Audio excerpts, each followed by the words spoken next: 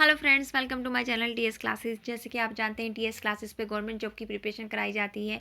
आपके यूपी के सभी एग्ज़ाम, यूपी ट्रिपल एससी से रिलेटेड एग्ज़ाम, आपके स्टेट लेवल के एग्ज़ाम की प्रिपरेशन हम यहाँ करा रहे हैं। आपको सब्जेक्ट वाइज हम वीडियो प्रोवाइड करा रहे हैं। आपके सिलेबस के अकॉर्डिंग आपके गवर्नमेंट एग्ज़ाम के जो सिलेबस होता है उसको हम ध्यान में रखते हुए आपको हर सब्जेक्ट का वीडियो प्रोवाइड करा रहे हैं। हम आपको लेखपाल की तैयारी कर रहे हैं, सुपर टेट की तैयारी करा रहे हैं, टेट के एग्ज़ाम से भी रिलेटेड हमने वीडियो बनाया था। अगर आप हमारे चैनल को विजिट करेंगे तो आपको हमारे वीडियोस देखने को मिलेंगे। और फ्रेंड्स, हम आपके लिए लेखपाल के लिए, आप जैसे कि जानते हैं, आपने सिलेबस खुद भी पढ़ा होगा। देखिए, आप तैयारी कर रहे हैं तो आपने सिलेबस खुद पढ़ा ही होगा। मैं कहना चाहूँगी जो भी बच्चा तैयारी कर रहा है, एक बार उसको उस सब्जेक्ट का सिलेबस पढ़ लेना चाहिए, उस एग्ज़ाम से रिलेटेड सिलेबस पढ़ लेना चाहिए कि हमारा पेपर में क्या क्या आना चाहिए। इससे हमारी तैयारी में और आसानी हो जाती है। तो हम आपको ग्रामीण परिवेश का आपके 25 क्वेश्चन आने हैं, जिसमें आपके ग्रामीण परिवेश कैसा होता है, आपकी सभाएं कैसे होती हैं ग्रामीण, इससे रिलेटेड आपके 25 क्वेश्चन आएंगे। उसी के परिप्रेक्ष्य में हम वीडियो आपको लेकर सामने प्रस्तुत हुए हैं।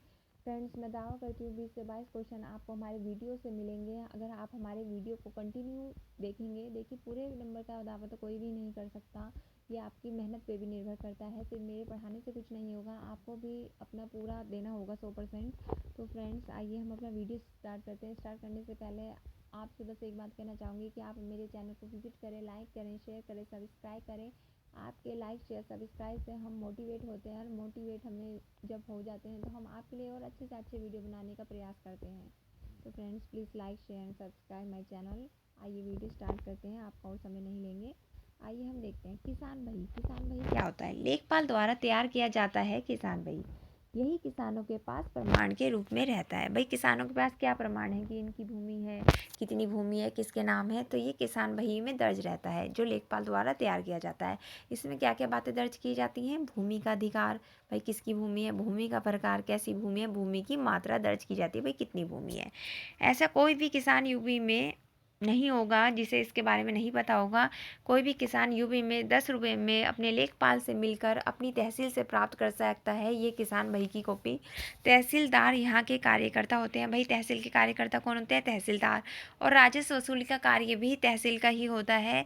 तो तहसीलदार राजस्व वसूली का कार्य तहसीलदार अपने छोटे वर्कर को देता है। जो लेखपाल से भी नीचे की पदवी है, ये पदवी आपकी अमीन है। भाई, लेखपाल से नीचे अमीन होते हैं, और लेखपाल से ऊपर आपके कानूनगो होते हैं, कानूनगो से ऊपर आपके तहसीलदार होते हैं।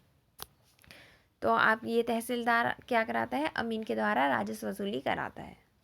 तो आप किसान भाई को से आप समझ ही चुके होंगे। भाई, किसान भाई में हमारी भूमि का दर्ज होता है कि भाई कितनी भूमि है, किसकी भूमि है।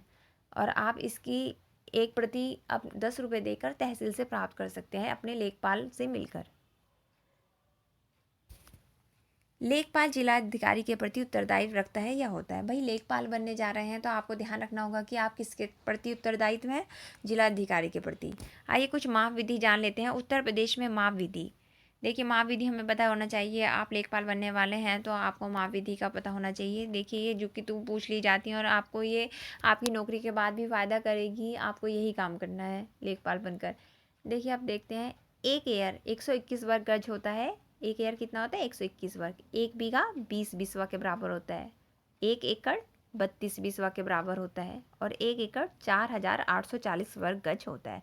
आपको जो कि तो ये याद रखने हैं। भाई, इसमें कुछ थोड़ा सा डिफरेंट होता है, डिफरेंस हो जाता है कि जैसे अलग स्टेट है तो सबका अपना अलग अलग होता है, तो इससे आप ध्यान रखेंगे। आप यूपी के परिप्रेक्ष्य में पढ़ रहे हैं तो आप यूपी के संदर्भ में पढ़ेंगे कि एक एयर 121 वर्ग गज होता है, एक बीघा 20 बिस्वा होता है, एक एकड़ 32 बिस्वा होता है, एक एकड़ 4840 वर्ग गज होता है। जरीब। जरीब क्या होता है? देखिए, जान लेते हैं जरीब क्या होता है। जरीब जंजीर की माप होती है। भाई, जंजीर से भूमि का मापन किया जाता है तो उसका कोई आधार होगा। अब इसकी हम आधार देख लेते हैं। भाई, इसका क्या माप है? एक जरीब 4 लठ होते हैं। एक जरीब किसके बराबर होते हैं? 4 लठ होते हैं। एक जरीब 66 फीट होता है। कितना होता है एक जरीब में? 66 फीट। एक जरीब 22 गज होता है। आइए अब जानते हैं उत्तर प्रदेश का औसत जोत। भाई, औसत जोत क्या होता है उत्तर प्रदेश का? ये आपको सीधे के सीधे क्वेश्चन पूछ लिए जाते हैं। तो कुल भूमि के रूप में 68% आपका औसत जोत होता है। कितना होता है? 68। उत्तर प्रदेश में और एग्रीकल्चर कृषि विभाग के फॉर्मेट में ये आपका 0.73 हेक्टेयर होता है। तो ये आप दोनों ही डाटा याद रखेंगे, ये जो के तो पूछ ले जाते हैं। भाई कुल भूमि के रूप में तो 68% होता है, और एग्रीकल्चर के फॉर्मेट में, कृषि के फॉर्मेट में आपका क्या होगा, 0.73 हेक्टेयर। यूपी में एक हेक्टेयर कितना होता है, 3.95 बीघा। यूपी में एक हेक्टेयर होता है 3.95 बीघा। यहाँ पे आपका ये क्लियर नहीं दिख रहा है, आप देखिए 3.95 बीघा होता है यूपी में एक हेक्टेयर। यूपी में फसल सघनता कितनी है, 166%। कितनी सघनता है फसल की, 166%।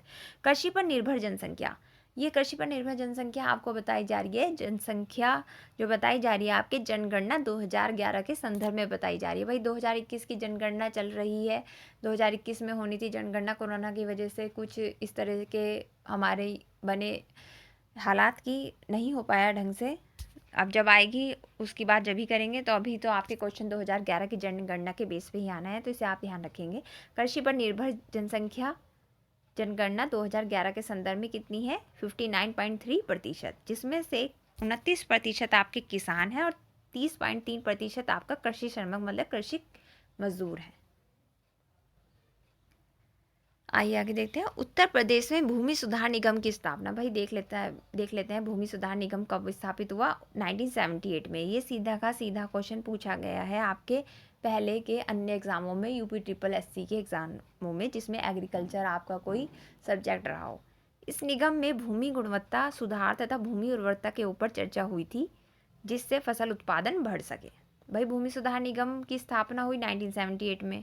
इस निगम का क्यों हमने बनाया, क्यों इसकी ज़रूरत महसूस हुई, भाई भूमि की गुणवत्ता सुधार उसमें और उसकी उर्वरता के ऊपर चर्चा होगी ना, तो वो किसी कमेटी किसी चीज़ के बीच में तो होगी, तो हमने इसे भूमि सुधार निगम को बनाने की ज़रूरत महसूस हुई, जिसका स्थापना हमारा 1978 में हुई है, जिससे फसल उत्पादन बढ़े। आइए आगे देखते हैं।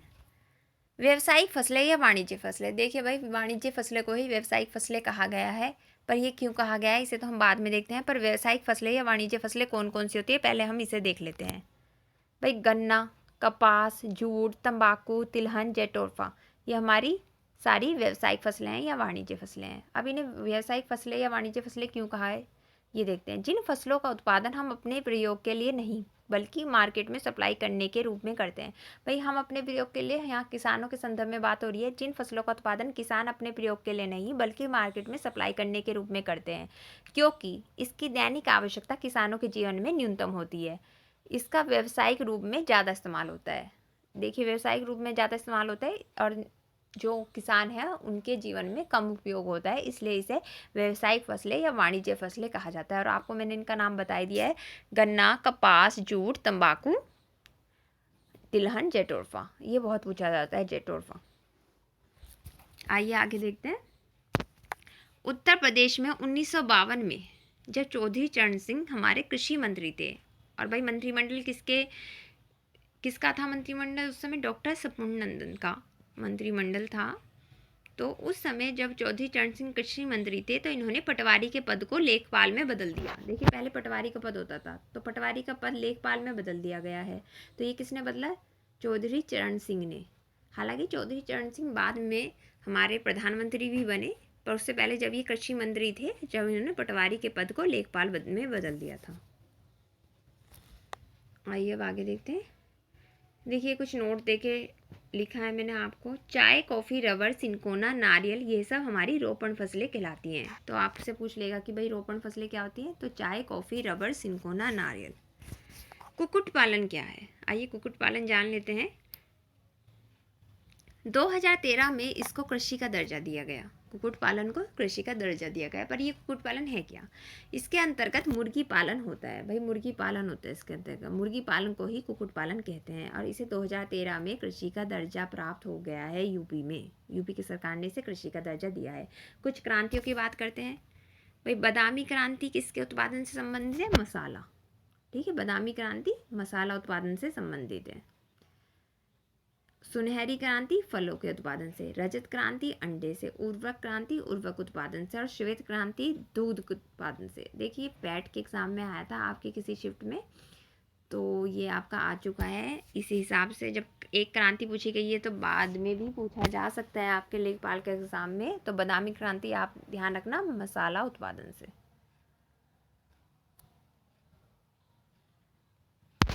अंतर्राष्ट्रीय बाजार वर्ष, सॉरी बाजरा वर्ष है ये, अंतर्राष्ट्रीय बाजरा वर्ष भाई 2023 को अंतर्राष्ट्रीय बाजरा वर्ष के रूप में मनाया जा रहा है। संयुक्त राष्ट्र संघ ने इसकी घोषणा की है। किसने की है? यूएनओ ने। अंतर्राष्ट्रीय बाजरा वर्ष ये भारत के नेतृत्व में बनाया जाएगा। बाजरा खरीफ की फसल है। बाजरा किसकी फसल है भाई? पूछ सकता है। जब 2023 को बाजरा वर्ष के रूप में बनाया जा रहा है, भारत के नेतृत्व में बनाया जा रहा है, जिसकी घोषणा यूएनओ ने, संयुक्त राष्ट्र संघ ने की है, तो ये भी पूछ सकता है कि भाई बाजरा किसकी फसल है? खरीफ की फसल है। ये मानसूनी वर्षाकालीन फसलें होती हैं। भारत के साथ 70 सहयोगी देश भी इसमें शामिल हैं। आइए कुछ खरीफ फसलें जान लेते हैं। देखिए खरीफ फसलें हैं धान, ज्वार, मक्का, मूंगफली, और बाजरा तो आपका हो ही गया है जैसे कि आप जान चुके हैं। ई गोपाल क्या है? ई गोपाल के वेब संस्करण का आयोजन 28 अगस्त 2021 में हुआ। भाई ई गोपाल का वेब संस्करण हुआ है 28 अगस्त 2021 को प्रधानमंत्री द्वारा। यह राष्ट्रीय स्तर पर भी महत्वपूर्ण है। ये डेयरी किसानों के लिए है, डेयरी फार्म के लिए डिजिटल फॉर्मेट पर लॉन्च किया गया है। ये किसके लिए है? ई गोपाल डेयरी किसानों से संबंधित है। तो ये आप ध्यान रखेंगे, ई गोपाल डेयरी किसानों के लिए संबंधित है। डेयरी उत्पादन से जुड़े किसानों की मदद के लिए, दुग्ध उत्पादन से जुड़े पशुओं के विकास के लिए। देखिए एक तो ये डेयरी उत्पादन से संबंधित है, और आपका ये पशुओं से जुड़े विकास, जो डेयरी में पशु आते हैं, जो गाय भैंस, इन सब के विकास के लिए भी ये संबंधित है। ई गोपाल नई तकनीक से प्रायोगिक संवर्धन करना और इससे जुड़े किसानों को नई सूचना प्रदान करना, ताकि इस क्षेत्र में क्रांति की जा सके। ई श्रम पोर्टल क्या है? असंगठित क्षेत्र के श्रमिक होते हैं ये। इसमें दैनिक दिहाड़ी मजदूर सम्मिलित होते हैं। इसमें कृषक, श्रमिक, रेहड़ी पटरी के मजदूर भी होते हैं। इसका उद्देश्य कल्याणात्मक कार्य व योजना तथा सभी को एक प्लेटफॉर्म पर लाना है। ये मुख्यतः असंगठित क्षेत्र के मजदूरों के लिए होता है। तो आपका ई श्रम पोर्टल किस लिए है? असंगठित क्षेत्र के मजदूरों के लिए है, जिन्हें एक प्लेटफॉर्म में लाना सरकार का उद्देश्य है। आइए कुछ बातें देख लेते हैं। देखिए चकबंदी विभाग का प्रमुख कौन होता है? चकबंदी आयुक्त होता है। देखिए आपका जो एग्ज़ाम है ना, ये आपका राजस्व विभाग में लेखपाल की वैकेंसी है। चकबंदी लेखपाल की भी वैकेंसी आपकी आएगी, पर आपका चकबंदी विभाग का प्रमुख चकबंदी आयुक्त होता है। ये आपका जानना जरूरी है, क्योंकि ये पूछ सकता है। भूमि का लिखित विवरण व भूमि में सुधार का कार्य चकबंदी लेखपाल करता है। इनका कार्य बिखरी जोत का एकीकरण तथा किसानों की सुविधा के अनुसार भूमि का एकत्रित की बात की जाती है। भूमि की जोत का एकीकरण, बिखरी भूमि के। देखिए कई बार आपने देखा होगा कि आपकी भूमि का एक हिस्सा एक तरफ है, दूसरा किसी और का आ गया, फिर तीसरी तरफ आपका है, तो आपका ये सामंजस्य बिठाने के लिए कई बार ये इंटरचेंज कर देते हैं। किसान आपस में समझौता कर लेते हैं कि भाई ये हिस्सा तू ले ले, ये हिस्सा मैं ले लूँ, ताकि सबकी भूमि लाइन से हो जाए। तो ये सब कार्य कौन कराता है? चकबंदी लेखपाल कराता है। आइए आगे देखते हैं। भू राजस्व अधिनियम। भू राजस्व अधिनियम क्या है? भू राजस्व अधिनियम का निर्धारण 1901 में किया गया। ये आप याद रखेंगे, भू राजस्व अधिनियम का निर्धारण 1901 में किया गया। धारा 32 में भू राजस्व अधिनियम में अधिकार अभिलेख का वर्णन है। अधिकार अभिलेख का वर्णन धारा 32 में है भू राजस्व अधिनियम में। यह अधिकार अभिलेख प्रत्येक ग्राम के संबंध में अलग अलग होता है। इसका निर्माण लेखपाल के द्वारा किया जाता है। कौन करता है भू राजस्व अधिनियम में अधिकार अभिलेख का निर्माण? लेखपाल। धारा 23 के तहत, हम भू राजस्व अधिनियम 1901 की बात कर रहे हैं, इसमें जो धारा 23 है इसके तहत लेखपाल के पद का गठन किया गया। भाई आपको पता होना चाहिए, आप लेखपाल बनने वाले हैं। लेखपाल के पद का गठन कौन सी धारा के तहत हुआ है, और ये धारा किसकी है? भू राजस्व अधिनियम 1901 की। तो ये आपकी धारा 23 के तहत लेखपाल के पद का गठन किया गया। हालांकि अगर आप इतिहास में जाएंगे, हालांकि शेरशाह सूरी द्वारा गठित पद का नाम पटवारी था। भाई पटवारी का पद शेरशाह सूरी ने गठित किया था। बाद में अकबर ने इसका सर्वाधिक विस्तार किया। 1952 में चौधरी चरण सिंह जी ने पटवारी के पद को लेखपाल के पद में बदल दिया। किसने बदला था भाई लेखपाल का पद? पटवारी के पद को लेखपाल में किसने बदला है? 1952 में चौधरी चरण सिंह जी ने।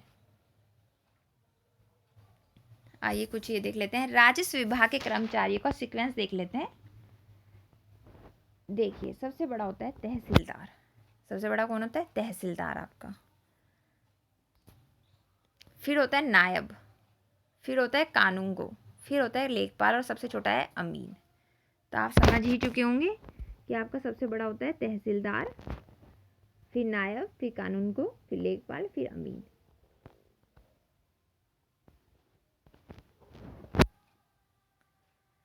राजस्व परिषद के अंतर्गत 19 अनुभाग होते हैं। राजस्व परिषद इसी में आता है। राजस्व परिषद के अंतर्गत 19 अनुभाग होते हैं।